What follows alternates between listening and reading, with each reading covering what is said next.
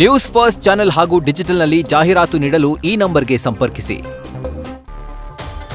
SIT ವಿಚಾರಣೆಗೆ Mahesh Shetty Thimarodi ಹಾಜರಾಗಿದ್ದಾರೆ.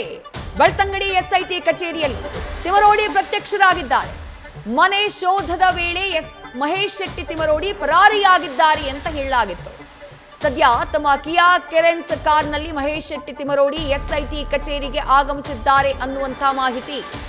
SIT ಅಧಿಕಾರಿಗಳ ವಿಚಾರಣೆಗೆ ಹಾಜರಾಗಿದ್ದಾರೆ ಮಹೇಶ್ ಶೆಟ್ಟಿ ತಿಮರೋಡಿ. ಸೌಜನ್ಯ ಪರ ಹೋರಾಟಗಾರರು. ಆದರೆ ಈ ಕೇಸ್ನಲ್ಲಿ ಧರ್ಮಸ್ಥಳದ ವಿರುದ್ಧ ಸುಳ್ಳು ಆರೋಪಗಳನ್ನು ಮಾಡಿದಂತಹ ಪ್ರಕರಣದಲ್ಲಿ ಸೂತ್ರಧಾರಿಗಳ ಲಿಸ್ಟ್ನಲ್ಲಿ ಮಹೇಶ್ ಶೆಟ್ಟಿ ತಿಮರೋಡಿ ಅವರ ಹೆಸರು ಮೊದಲಿಗೆ ಕಾಣಿಸಿಕೊಳ್ತಾ ಇದೆ.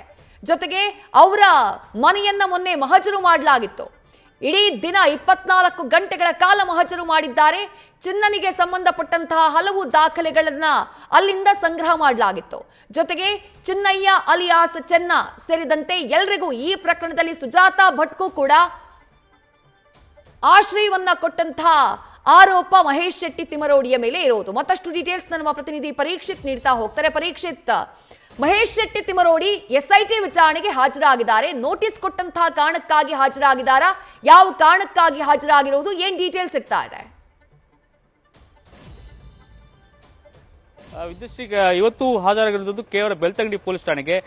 ಏನು ಇತ್ತೀಚೆಗೆ ಬ್ರಹ್ಮಾವರ ಪೊಲೀಸ್ ಠಾಣೆಯವರು ಅಲ್ಲಿ ಒಂದು ಏನು ಪ್ರಕರಣ ದಾಖಲಾಗಿತ್ತು. ಆ ವಿಚಾರವಾಗಿ ಇವರನ್ನ ವಶಕ್ಕೆ ತೆಗೆದುಕೊಳ್ಳಲಿಕ್ಕೆ ಬೆಳ್ತಂಗಡಿಗೆ ಉಜಿರೆಗೆ ಬಂದಿದ್ರು. ಆ ಸಂದರ್ಭದಲ್ಲಿ ಒಂದಷ್ಟು ದೊಡ್ಡ ಗುಂಪು ಸೇರಿ ಅವರು ಕರ್ತವ್ಯಕ್ಕೆ ಅಡ್ಡಿಪಡಿಸಿದ್ರು. ಆ ವಿಚಾರವಾಗಿ ಇವತ್ತು ಬೆಳ್ತಂಗಡಿ ಪೊಲೀಸ್ ಠಾಣೆಗೆ ಅವರು ಹಾಜರಾಗಿದ್ದಾರೆ. ಆ ವಿಚಾರಣೆಗೆ ಹಾಜರಾಗಿ ಜೊತೆಗೆ ಇತರ ವಿಚಾರಗಳು ಕೂಡ ಈ ವಿಚಾರಣೆಗೆ ಒಳಪಡುತ್ತೆ.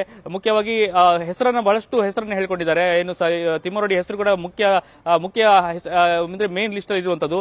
ಹಾಗಾಗಿ ಎಲ್ಲರ ವಿಚಾರಣೆ ಇವತ್ತು ನಡೆಯುತ್ತೆ. ಮುಖ್ಯವಾಗಿ ಬ್ರಹ್ಮಾವರ ಪೊಲೀಸರಿಗೆ ಕರ್ತವ್ಯಕ್ಕೆ ಅಡ್ಡಿ ಮಾಡಿಸಿರುವ ವಿಚಾರದಲ್ಲಿ ಇವತ್ತು ಬೆಳ್ತಂಗಡಿ ಪೊಲೀಸ್ ಠಾಣೆಗೆ ಹಾಜರಾಗಿದೆ ತಿಮರೋಡಿ ಅವರು. ಇವತ್ತು ಈಗಷ್ಟೇ ಬಂದಿದ್ದಾರೆ. ಕಿಯಾ ಕೆರೆನ್ಸ್ ಕಾರ್ನಲ್ಲಿ ಆಗಮಿಸಿರುವಂತದ್ದು. ಏಕಾಏಕಿ ದಿಢೀರಾಗಿ ಆಗಮಿಸಿದ್ದಾರೆ.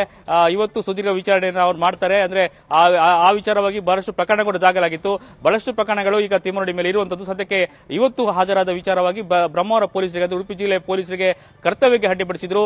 ಆ ವಿಚಾರವಾಗಿ ಇವತ್ತು ವಿಚಾರಣೆ ನಡೆಯಲಿದೆ. ಅವರನ್ನ ನೋಟಿಸ್ ಕೂಡ ಈಗಾಗಲೇ ನೋಟಿಸ್ ಕೊಟ್ಟಿದ್ರು. ಇವತ್ತು ತರವಾಗಿ ಇವತ್ತು ವಿಚಾರಣೆಗೆ ಹಾಜರಾಗಿದ್ದಾರೆ ತಿಮರೋಡಿ ಅವರು. ವಿಜಯಶ್ರೀ, ಥ್ಯಾಂಕ್ ಯು ಪರೀಕ್ಷಿತ್ ತಮ್ಮೆಲ್ಲ ಡೀಟೇಲ್ಸ್ಗೆ.